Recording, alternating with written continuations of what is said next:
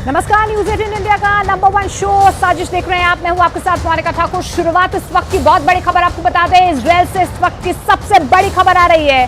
Gaza में हुई छापेमारी में इजरायली सेना ने 3 बंधकों को गोली मार दी है। दावा यह किया जा रहा है, इजरायली सेना ने यह कबूल किया है कि गलती से 3 बंधकों की फायरिंग में मौत हो गई है। इजरायली सेना ने बयान भी जारी किया है कि हम अपनी गलती स्वीकार करते हैं।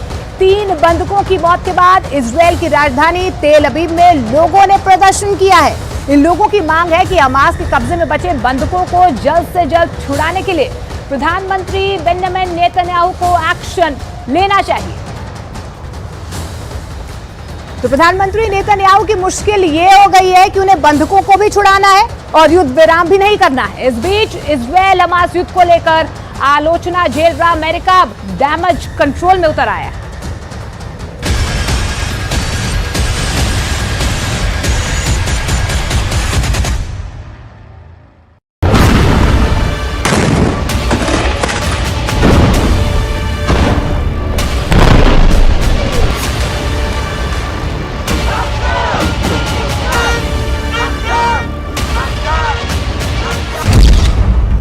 योतम हैम उम्र 28 वर्ष, समीर अल तलाल का उम्र 25 वर्ष, अलोन शमरिच उम्र 26 वर्ष।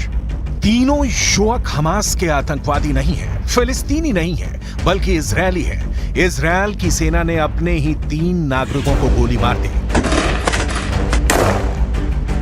क्यों, कहां और कब की डिटेल आपकी स्क्रीन पर है।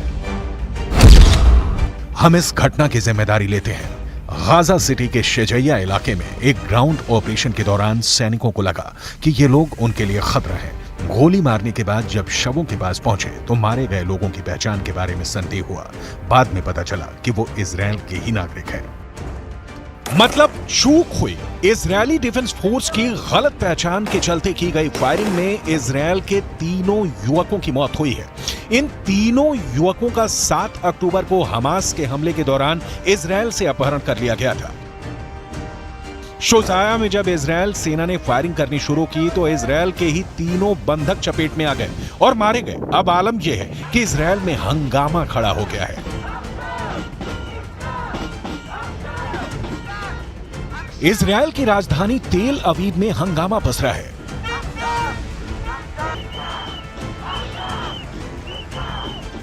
नाराज लोगों ने तेल अवीव में इजरायली सेना के हेडक्वार्टर्स के बाहर प्रदर्शन किया है। लोग हाथों में बंधकों की तस्वीर लिए और दिल में दर्द लिए अपनों को जल्दी से जल्दी छुड़ाने के लिए प्रदर्शन कर रहे हैं। क्यों? क्योंकि इजरायली डिफेंस फोर्स यानी आईडीएफ से हो गई है बड़ी चूक। इजरायली डिफेंस फोर्स जमीन पर गाजा को जला रहा है। इंच दर इंच हमास के लड़ाकों की तलाश कर रहा है। जो मिल गए उन्हें ठिकाने लगा रहा है।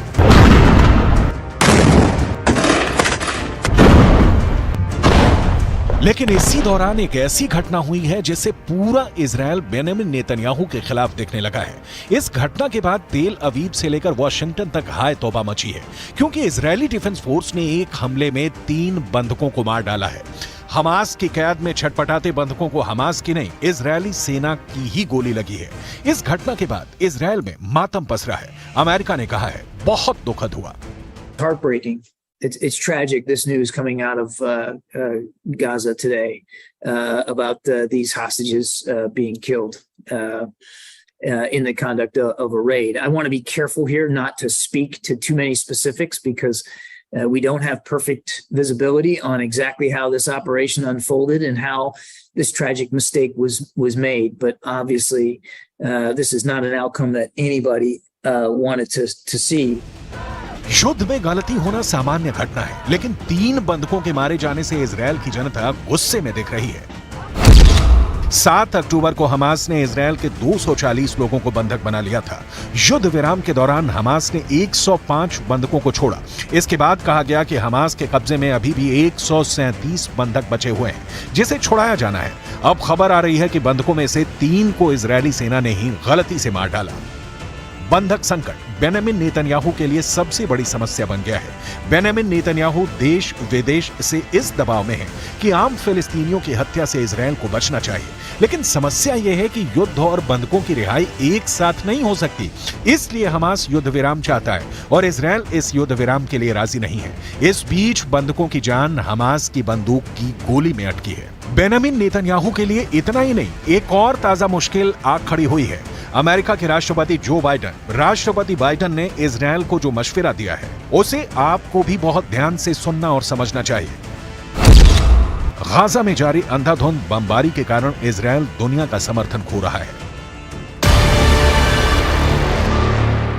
अमेरिका की यह चिंता इसलिए है क्योंकि अमेरिका के संग के कारण ही इजरायल पूरे अरब वर्ल्ड को चैलेंज करते हुए गाजा में बमबारी कर रहा है। बड़ी संख्या में फिलिस्तीनी मारे जा रहे हैं। महिलाओं और बच्चों की मौत देखकर दुनिया का कलेजा मुंह को आ रहा है। अमेरिका अब इस युद्ध में खुद को अलग खड़ा दिखाना चाहता है। इजरायल का साथ हर कदम पर देने वाले अमेरिका ने दो टूक क्लियर कर दिया है कि इजरायल को चुनिंदा ठिकानों पर हमले करने चाहिए, आतंकवादियों को चुन चुन कर मारना चाहिए, लेकिन उस दौरान नागरिकों की मौत नहीं होनी चाहिए। इतनी कैटेगरी वाला हमला युद्ध में नहीं होता, लेकिन कूटनीति में होता है। अमेरिका यही कर रहा है।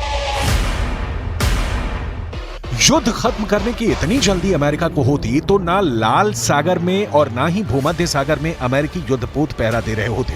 अमेरिका संयुक्त राष्ट्र में युद्ध विराम के खिलाफ वीटो नहीं करता। अमेरिका इजरायल को बेहद सस्ते और हर संभव हथियार सप्लाई नहीं करता।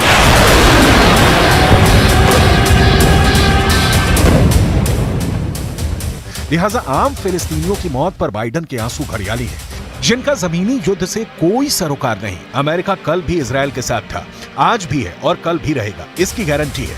क्यों? अमेरिका की क्या मजबूरी है? इसे विस्तार से आगे बताएंगे। अभी इजरायल के नागरिकों के एक और प्रदर्शन की तस्वीरें देखिए। इन लोगों की मांग है कि युद्ध विराम तत्काल लागू हो।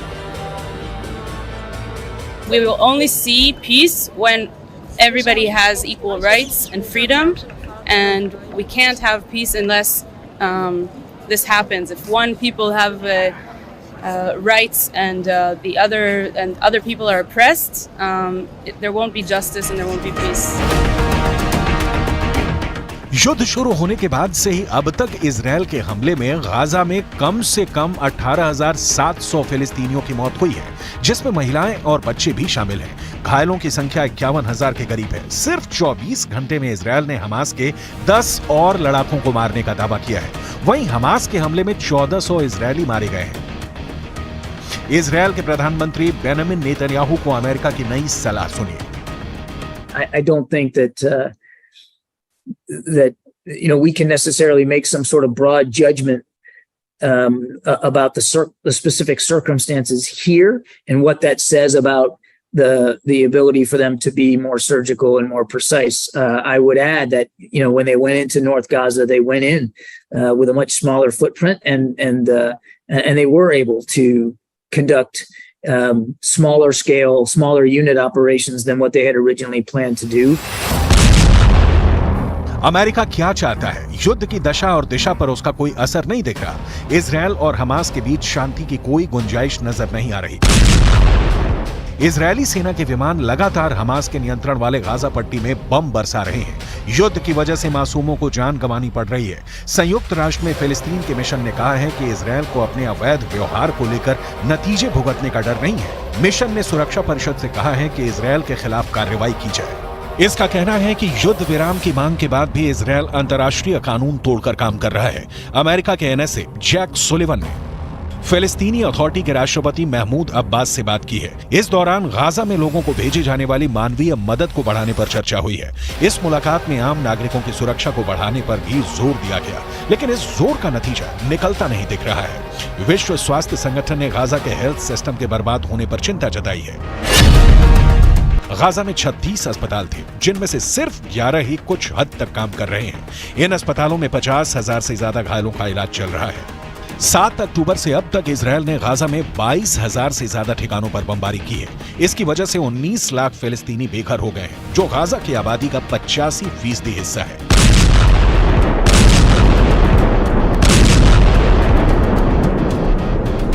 बेघर हुए लोगों को सर्दी और बारिश जैसे बुरे हालातों का सामना करना पड़ रहा है। संयुक्त राष्ट्र से लेकर पूरे अरब वर्ल्ड में एक भी देश ऐसा नहीं निकला जो इजरायल को आम फिलिस्तीनियों की किलिंग से रोक सके। हालांकि किलिंग रोकना तो दूर, ईरान जैसे देश ने तो हमास का साथ देने से ही इनकार कर दिया। लेबनान के हिजबुल्लाह के हमले और यमन से हूथी विद्रोहियों के हमले इजरायल युद्ध में एक डिग्री भर का फर्क नहीं ला सकते। कहा जा रहा है कि गाजा में हमास के लड़ाकों की संख्या ज्यादा से ज्यादा होगी तो 40,000 होगी, लेकिन मौत और मातम पूरा गाजा भोग रहा है।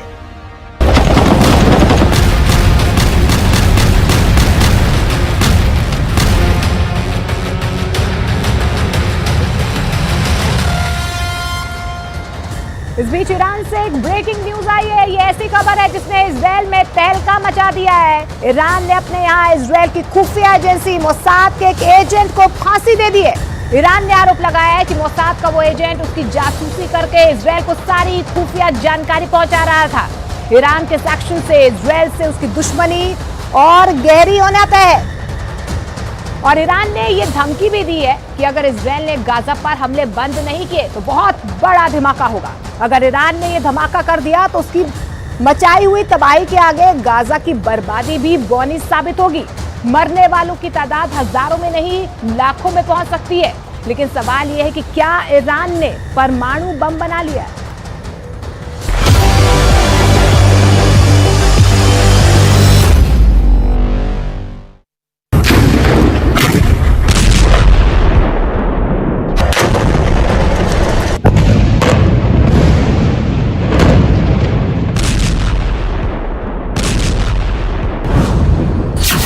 ये धमाके तो बहुत छोटे हैं, बड़ी फिल्म का छोटा सा ट्रेलर है। असली धमाका तो अब होने वाला है और धमाका करेगा ईरान।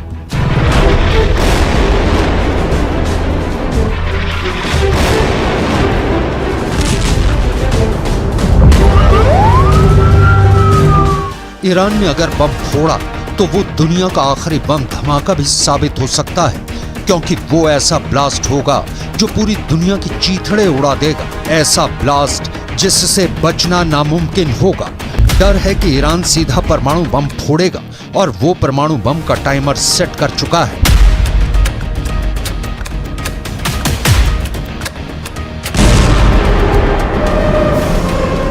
ईरान गुस्से में है, बहुत गुस्से में है। गुस्से में उसने अपने दोस्त चीन से फोन पर बात की और साफ साफ कह दिया है कि इजराइल ने गाजा में अब हद पार कर दी है। उसने ईरान के सब्र का बांध तोड़ दिया है, इसलिए अब बहुत बड़ा ब्लास्ट होगा।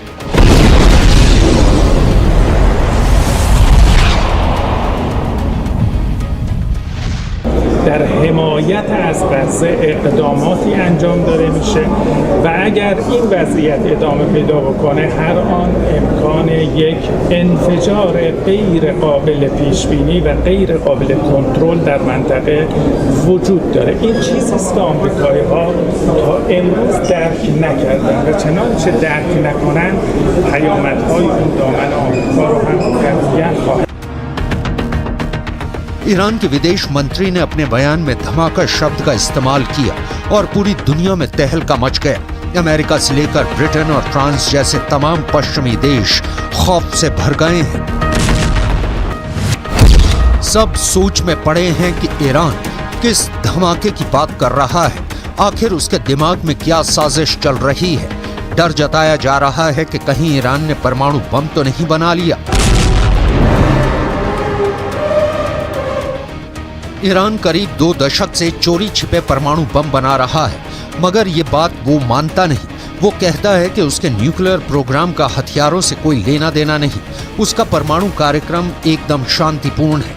मगर करीब 6 साल पहले इजराइल ने बाकायदा सबूतों के आधार पर ईरान के परमाणु कार्यक्रम का भंडाफोड़ किया था।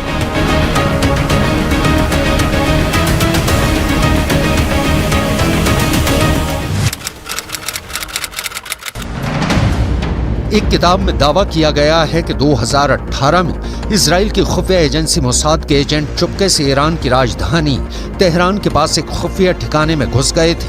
वहां उन्होंने हजारों की तादाद में ऐसे टॉप सीक्रेट फाइलें चुरा ली थी जिनमें ईरान के परमाणु बम बनाने के कार्यक्रम का पूरा कच्चा चिट्ठा था।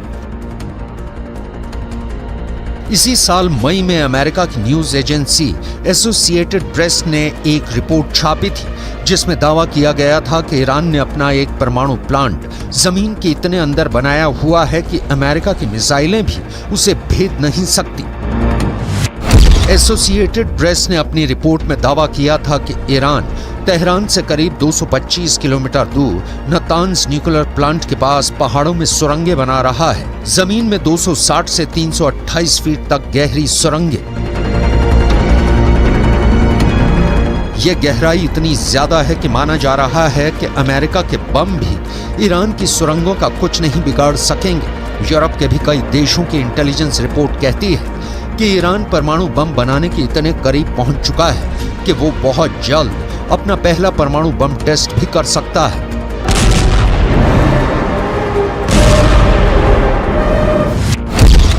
ईरान के परमाणु प्रोग्राम की जांच कर रही है संयुक्त राष्ट्र की न्यूक्लियर एजेंसी IAEA यानी इंटरनेशनल एटॉमिक एनर्जी एजेंसी का तो दावा है कि ईरान परमाणु बम बनाने के लिए इतना यूरेनियम जुटा चुका है कि महज 12 दिन में परमाणु बम बना डालेगा।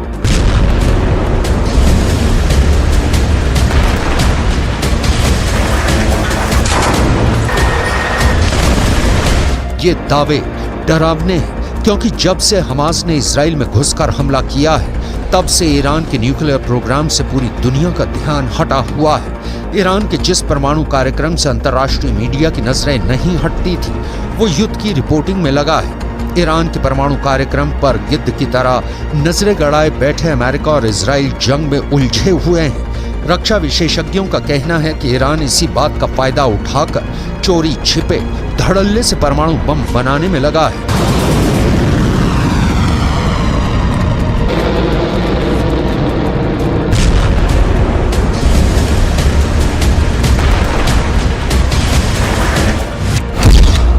सवाल ये है कि क्या 7 अक्टूबर को हमास से इजराइल पर हमला करवाना ईरान की सोची समझी साजिश का हिस्सा था ताकि वो पश्चिमी देशों का ध्यान हमास में भटकाकर आराम से अपना परमाणु बम बना सके। क्या बीते 2 महीने से ईरान परमाणु युद्ध की प्लानिंग कर रहा है? ईरान ने यूं ही तो धमाके की धमकी नहीं दी होगी। जरूर उसके हथियारों के जखीरे में ब्रह्मास्त्र आ गया है। ईरान की धमकी का मतलब है पत्थर की लकीर। अब वो दोबारा नहीं चेताएगा बल्कि सीधा अटैक करेगा।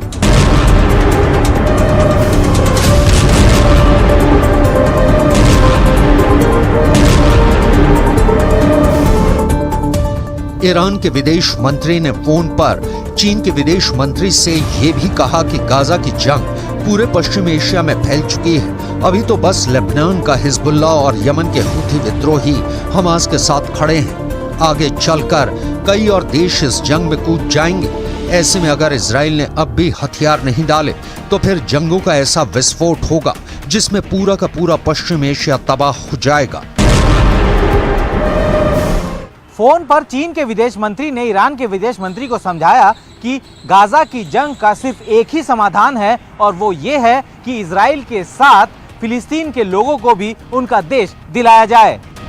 मगर ईरान इजराइल को खत्म करने की कसम खाए बैठा है। वो पहले ही दो टूक कह चुका है कि पूरे फसाद की जड़ ही इजराइल है। इसलिए जब इजराइल नक्शे से मिटेगा तभी पूरी दुनिया में शांति आएगी।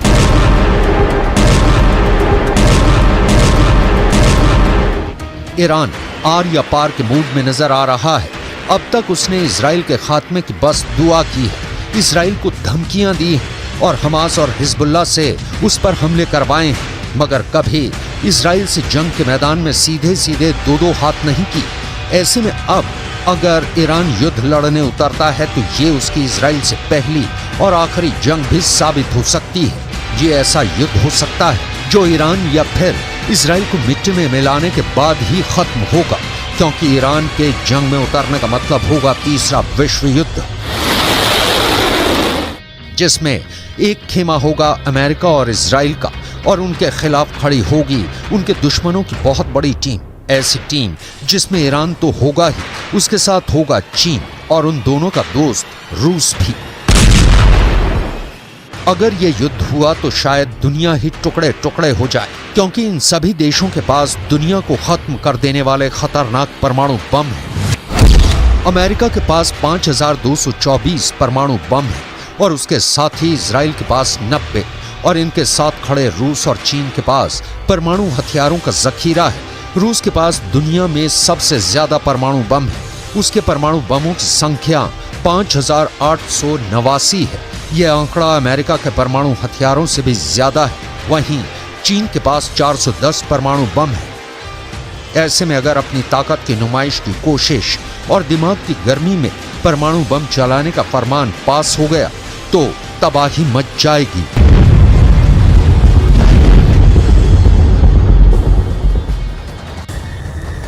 ईरान ने तो इजरायल को आखिरी धमकी दे डाली है। इस बीच तुर्की से इतनी बड़ी खबर सामने आई है कि इजरायल के पैरों तले जमीन खिसकने वाली है।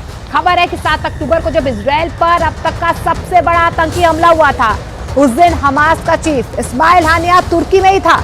अमेरिका के मीडिया को दिए इंटरव्यू में तुर्की के राष्ट्रपति के चीफ सिक्योरिटी एडवाइजर ने जो बयान दिया है उससे इस खबर की पुष्टि होती नजर आ रही है, क्योंकि उन्होंने 7 अक्टूबर को हानिया के तुर्की में होने की बात से इनकार नहीं किया है।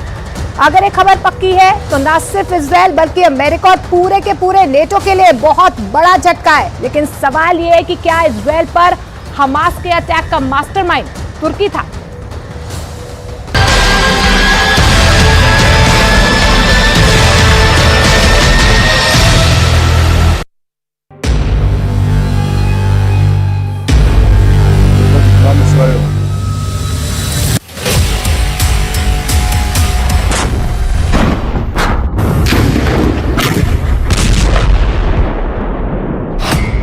क्या 7 अक्टूबर को कतर नहीं तुर्की में बैठा था हमास का चीफ इस्माइल हानिया?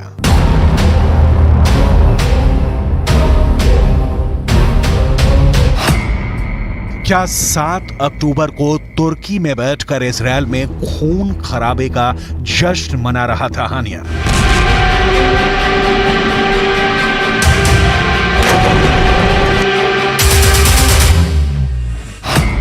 क्या तुर्की की जमीन से रची गई थी इजरायल पर हमास के हमले की साजिश?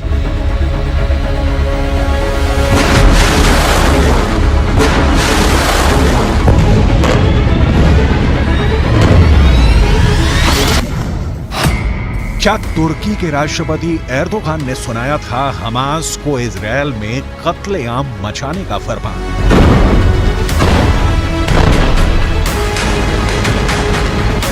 इन सवालों ने अमेरिका से लेकर ब्रिटेन, फ्रांस और जर्मनी समेत दुनिया के 31 देशों को हिला दिया है।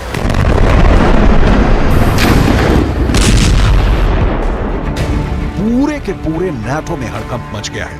तुर्की ने एक बार फिर नाटो देशों का ब्लड प्रेशर बढ़ा दिया है। नाटो को तुर्की वो विभीषण बनता दिखाई दे रहा है जो उनके 74 साल पुराने सैन्य गठबंधन की कब्र खोद सकता है।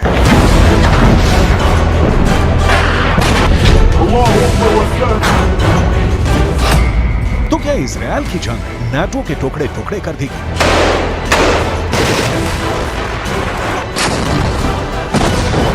जिस नाटो की बुनियाद करीब 2 साल से जारी यूक्रेन के युद्ध में नहीं हिली, उसके वजूद पर महज 2 महीने पहले शुरू हुई गाजा की लड़ाई ने तलवार लटका दी है और नाटो का सबसे बड़ा दुश्मन बनकर खड़ा हो गया है खुद नाटो का सदस्य तुर्की।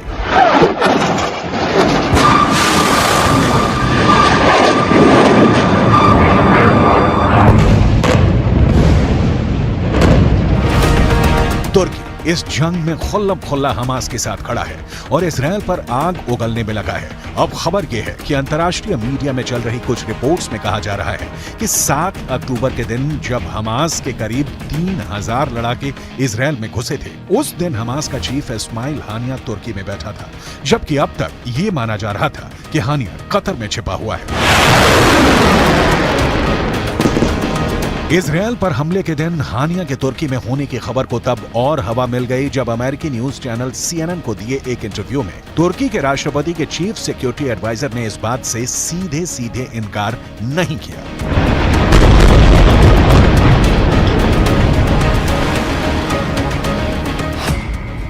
उन्होंने इंटरव्यू में कहा कि वो नहीं जानते कि 7 अक्टूबर को हानिया कहां था। हो सकता है वो तुर्की में हो, मुद्दा ये नहीं है। कि हमास के नेता किस वक्त कहां हैं। मुद्दा यह है कि हम इस जंग को कैसे रोकें। तुर्की के राष्ट्रपति के चीफ सिक्योरिटी एडवाइजर के इस बयान ने अमेरिका और नाटो के ज़हन में तुर्की के खिलाफ काफी वक्त से पैदा शक को पुख्ता कर दिया, क्योंकि हमास के नेता बेधड़क बिना किसी रोक टोक के तुर्की में जब चाहे आ सकते हैं, जब चाहे वहां से जा सकते हैं। तुर्की में उनके स्थायी ठिकाने हैं और खुद तुर्की के राष्ट्रपति के हमास के नेताओं के साथ निजी रिश्ते हैं। अभी जुलाई में ही इस्माइल हानिया इस्तांबुल में तुर्की के राष्ट्रपति से भी मिला था। इसीलिए कुछ दिन पहले खबर आई थी कि इजरायल की खुफिया एजेंसी मोसाद और सुरक्षा एजेंसी शिन बेत हमास के नेताओं को मौत के घाट उतारने की प्लानिंग में है, फिर चाहे वो दुनिया के किसी भी कोने में क्यों न छिपे। इस पर तुर्की के राष्ट्रपति ने इजरायल को सीधी धमकी दे दी थी कि अगर तुर्की की जमीन पर हमास के नेताओं को एक खरोच भी आई तो इजरायल को एक बहुत बड़ी कीमत चुकानी पड़ेगी। तुर्की वैसे है तो नाटो का सदस्य, लेकिन नाटो के बाकी देशों से उसकी कुछ खास नहीं पड़ती है।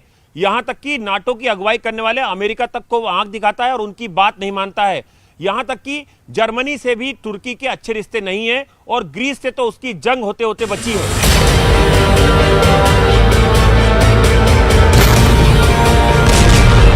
नाटो देश जो रास्ता पकड़ते हैं, तुर्की उससे बिल्कुल उल्टी चाल चलता है। यूक्रेन के युद्ध में भी तुर्की ने यही किया। नाटो देशों ने रूस पर प्रतिबंध लगाए, मगर तुर्की ने रूस पर प्रतिबंध लगाना तो दूर, तुर्की के राष्ट्रपति ने पुतिन से रिश्ते भी नहीं तोड़े और रूस से गैस खरीदनी भी जारी रखी। अब गाजा की जंग में भी तुर्की का स्टैंड नाटो के स्टैंड से बिल्कुल अलग है।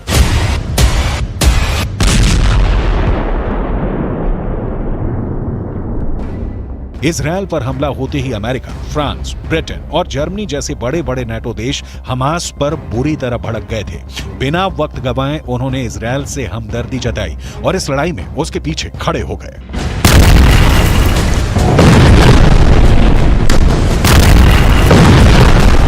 हमले के चंद दिन के अंदर अमेरिका के बाइडेन, फ्रांस के इमैनुअल मैक्रोन, ब्रिटेन के ऋषि सुनक और जर्मनी के ओलाफ शॉल्ज इजरायल का साथ देने, उसका हौसला बढ़ाने के लिए सीधा इजरायल पहुंचे और हमास को मिट्टी में मिलाने की कसम खा ली। मगर तुर्की के राष्ट्रपति रेजेप ताइप एर्दोआन ने तो इजरायल को ही आतंकी देश बता दिया है। वो इजरायल पर तमतमाए हुए हैं। इजरायल के प्रधानमंत्री बेंजामिन नेतन्याहू को गाजा का कसाई बुला रहे हैं। एर्दोआन तो यहां तक कह चुके हैं कि नेतन्याहू ने गाजा में जिस बेरहमी से मासूम लोगों को मौत के घाट उतारा है, उसके लिए इंटरनेशनल क्रिमिनल कोर्ट में उन पर युद्ध अपराध का मुकदमा चलेगा।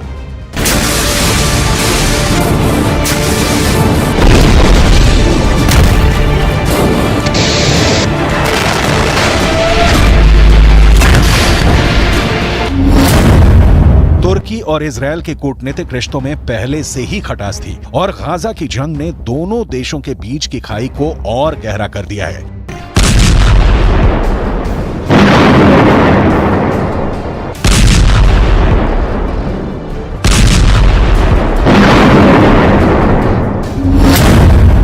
अमेरिका ने हमास को आतंकी संगठन घोषित किया हुआ है, मगर हमास तुर्की का दोस्त है। दोनों के रिश्ते बरसों पुराने हैं। तुर्की में मुस्लिम आबादी बहुसंख्यक है और फिलिस्तीन भी अरब मुस्लिम है और खुद तुर्की के राष्ट्रपति एर्दोआन तो फिलिस्तीन के कट्टर समर्थक रहे हैं। उन्होंने हमेशा फिलिस्तीन की अलग देश की मांग का समर्थन किया है।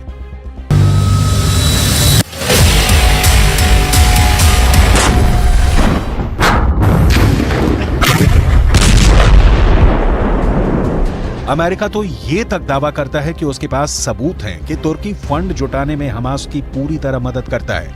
इस वजह से अमेरिका तुर्की पर हमास के रिश्ते तोड़ने का जबरदस्त दबाव बनाने में लगा है, मगर तुर्की के सिर पर तो जू तक नहीं रेंग रही है। उल्टा तुर्की हमास के लड़ाकों को फिलिस्तीन की आजादी के लिए लड़ रहे स्वतंत्रता सेनानियों का तमगा दिए बैठा है।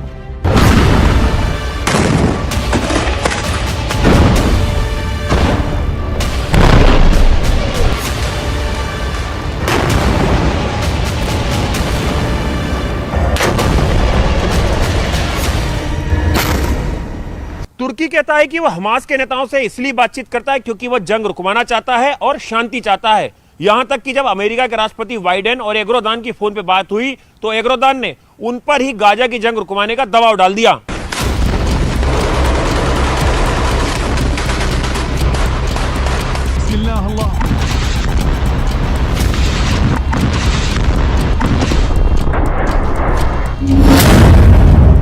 तुर्की के इन्हीं तेवरों ने अमेरिका और नाटो के सिर में दर्द किया हुआ है। इसलिए सवाल यह है कि फिर भी अमेरिका तुर्की के आगे बेबस क्यों है? क्यों वो तुर्की के नखरे सह रहा है? तो ये बात है कि अमेरिका और नाटो का तुर्की के बिना गुजारा नहीं और तुर्की उनकी इस मजबूरी का फायदा उठाने में लगा है। दुनिया के नक्शे पर तुर्की की लोकेशन उसकी बहुत बड़ी ताकत है। तुर्की नाटो देशों के दक्षिण पूर्वी बॉर्डर पर है, यानी यूरोप के आगे पश्चिम एशिया और भूमध्य सागर तक नाटो और अमेरिका की पहुंच बनाने के लिए तुर्की अहम जरिया है। तुर्की नाटो के लिए काला सागर में घुसने का भी रास्ता है और रूस को घेरने के लिए काला सागर बेहद जरूरी है। और फिर तुर्की नाटो का वो सदस्य है जिसके पास अमेरिका के बाद इस मिलिट्री अलायंस में दूसरी सबसे बड़ी सेना है।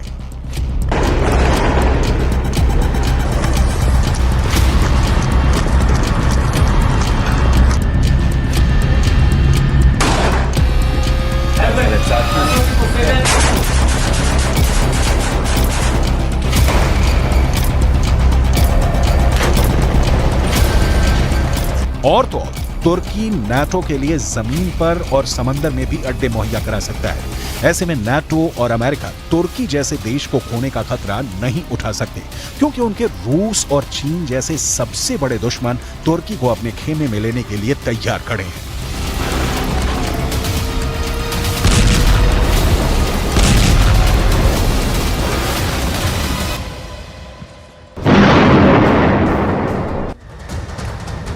दिसंबर को संसद की सुरक्षा में चूक का मामला अब एक राजनीतिक मामला बनता जा रहा है। राहुल गांधी ने इस मुद्दे पर एक ऐसा बयान दे दिया है जिसके बाद बीजेपी ने उनको टारगेट पर ले लिया है। राहुल गांधी ने संसद की सुरक्षा में हुई चूक के पीछे बेरोजगारी को वजह बताया है। बीजेपी ने राहुल गांधी के बयान की निंदा की है।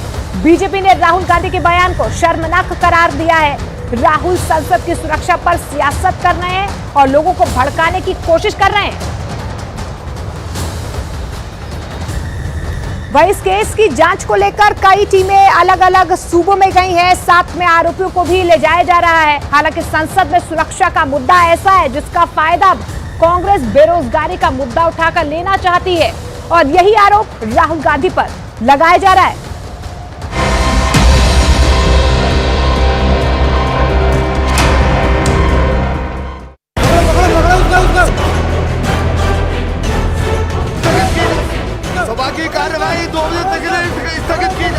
अनुसंधान अपने जगह पे लॉजिकल एंड तक जाएगी, किसी भी दोषी को छोड़ा नहीं जाएगा।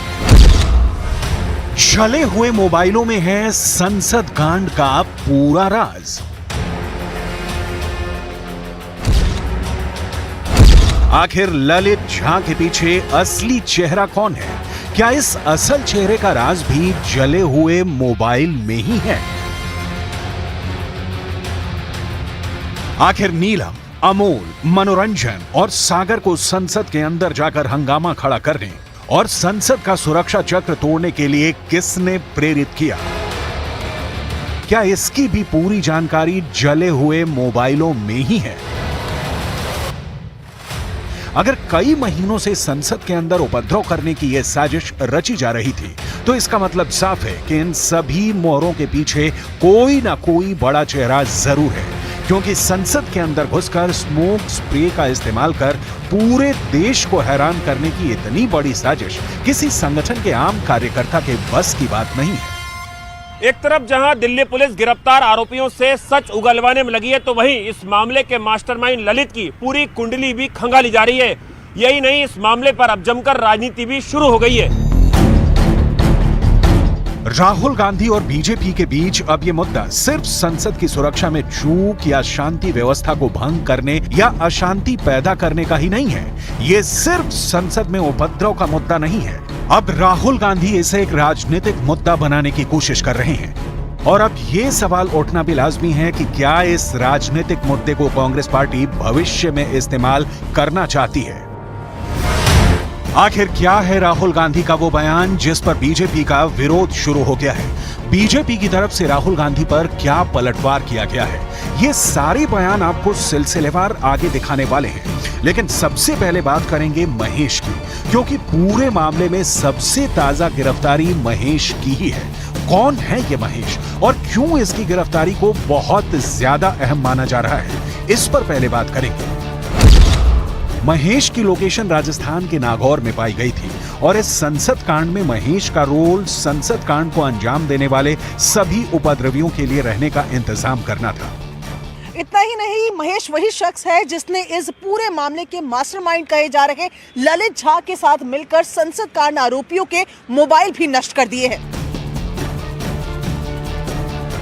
मामले को आगे विस्तार से समझने के लिए एक बार फिर पूरी घटना को समझना पड़ेगा। दरअसल 13 दिसंबर को सागर और मनोरंजन नाम के 2 आरोपी संसद के अंदर घुस गए थे और संसद में दर्शक दीर्घा से लोकसभा सांसदों के फ्लोर की तरफ कूदकर सीटों पर चढ़ गए थे। उसी वक्त संसद के बाहर भी स्मोक स्प्रे छोड़ा जा रहा था। यानी उस वक्त 13 दिसंबर को 2 लोग संसद के अंदर उपद्रव मचा रहे थे, सागर और मनोरंजन, और 3 लोग संसद के बाहर मौजूद थे, नीलम, अमोल शिंदे और ललित झा। अब बड़ी बात यह है कि बेहद शातिर ललित झा मौके से फरार हो गया था और वो सागर, मनोरंजन, नीलम और अमोल शिंदे के मोबाइल लेकर फरार हुआ था। पूछताछ से पता चला है कि ललित झा ने इन चारों ही मोबाइलों को राजस्थान ले जाकर जला दिया है।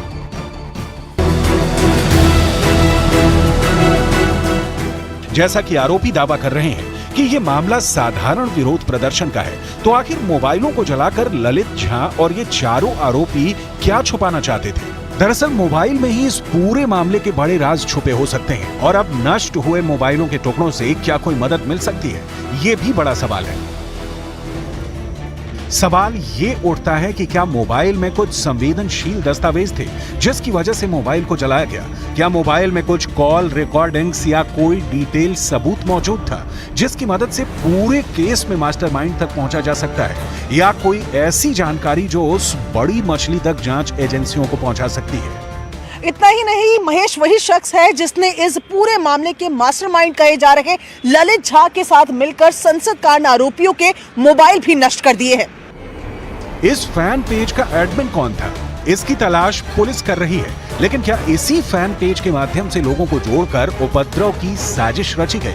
ये बड़ा सवाल है। इतना ही नहीं, दिल्ली पुलिस को कुछ सोशल मीडिया ऐप में ऐसे चैट भी मिले जिसमें कि क्रांति करने के दावे किए जा रहे हैं। क्या इस तरह की कथित क्रांति से देश में हिंसा या उपद्रव पैदा करने की कोई साजिश थी? ये जांच का विषय है। संसद के अंदर उपद्रव करने की पूरी साजिश बहुत गंभीर है, लेकिन राहुल गांधी ने इस पर भी अपना एक अलग राजनीतिक नजरिया बना रखा है। राहुल गांधी को लगता है कि देश में बेरोजगारी बहुत बढ़ गई है और इसीलिए संसद की सुरक्षा में चूक हो गई। क्या राहुल गांधी ने सुरक्षा से जुड़े गंभीर मामले को अपने इस बयान से हल्का कर दिया है? ये बड़ा सवाल है। पहले राहुल गांधी का बयान सुनिए, फिर दिखाते हैं कि बीजेपी ने इस पर क्या पलटवार किया है। सुरक्षा ब्रीच हुई है, वो है, बट क्यों हुई? जो देश में सबसे बड़ा मुद्दा है, बेरोजगारी का मुद्दा, जो पूरे देश में उबल रहा है, मोदी जी की पॉलिसीज के कारण हिंदुस्तान के युवाओं को रोजगार नहीं मिल रहा है। तो ब्रीच जरूर हुई है, बट इसके पीछे कारण बेरोजगारी है और महंगाई है। वो एक ऐसे युवा नेता है जो कई चीजें कह जाते हैं, समझे ना। वो पार्लियामेंट में उनकी पार्टी के साथ जुड़े हुए कुछ लोग, उनकी विचारधारा के साथ जुड़े हुए कुछ लोगों ने वो छलांग मारी है और वो कहते हैं इसका कारण अनएम्प्लॉयमेंट है। अब ऐसे किसका कारण क्या होता है इसमें मैं क्या करूं? अब वो टिप्पणी देते हैं, लोग हंसते हैं, अब क्या करेंगे। राहुल गांधी के बयान के बाद बीजेपी की तरफ से इस पर एक प्रेस कॉन्फ्रेंस की गई जिसमें राहुल गांधी से कई कठिन सवाल पूछे गए हैं। तो मैं राहुल गांधी से पूछना चाहता हूं, 11 अप्रैल 1974 आप ही की परिवार की सरकार थी। 2 पिस्तौल लेकर, एक बम जैसी सामग्री लेकर कुछ लोग अंदर चले गए थे पार्लियामेंट की ही इसी पब्लिक गैलरी में। क्या आप मानते हैं, आप स्वीकारते हैं कि ये उस समय की सरकार की बेरोजगारी और महंगाई की वजह से वो चले गए थे? 26 जुलाई 1974 मतलब कुछ ही महीने बाद एक व्यक्ति खंजर के साथ घुस जाता है पब्लिक गैलरी में। क्या राहुल गांधी स्वीकार रहे हैं कि उस समय की सरकार की जो बेरोजगारी और महंगाई की दर थी वो चरम पर थी, तो इसीलिए खंजर लेकर कोई घुस गया था? अगर इस पूरे मामले पर गौर करें तो एक बात बिल्कुल साफ नजर आती है कि ये आरोपी कहीं ना कहीं एक खास विचारधारा से जुड़े हुए नजर आते हैं। ये एक ऐसी विचारधारा है जो देश के अंदर बीजेपी का कट्टर विरोध करती है। संसद के बाहर स्मोक स्प्रे के जरिए विरोध करने वाली नीलम नाम की महिला से जुड़े ऐसे कई खुलासे हुए हैं जो ये साबित करते हैं कि ये लोग खास संगठनों के सक्रिय कार्यकर्ता नजर आते हैं। नीलम का एक ऐसा बयान भी सोशल मीडिया पर वायरल है जिसमें वो सरकार का विरोध कर रही है। बीजेपी चल रही है तो हम सत्ता परिवर्तन करेंगे, या तो कांग्रेस को ले आएंगे या हम INLD को ले आएंगे। बीजेपी जितना क्रूर है शायद दूसरी जो पार्टियां हैं वो इतना क्रूर नहीं है। वो थोड़ा बहुत जो गरीब किसान है, गरीब मजदूर है, उनकी कुछ बातें समझती है। अब दिल्ली पुलिस ये पता लगाना चाहती है कि क्या नीलम किसी संगठन की एक सक्रिय कार्यकर्ता है या फिर चरमपंथी विचारधारा से भी प्रभावित है।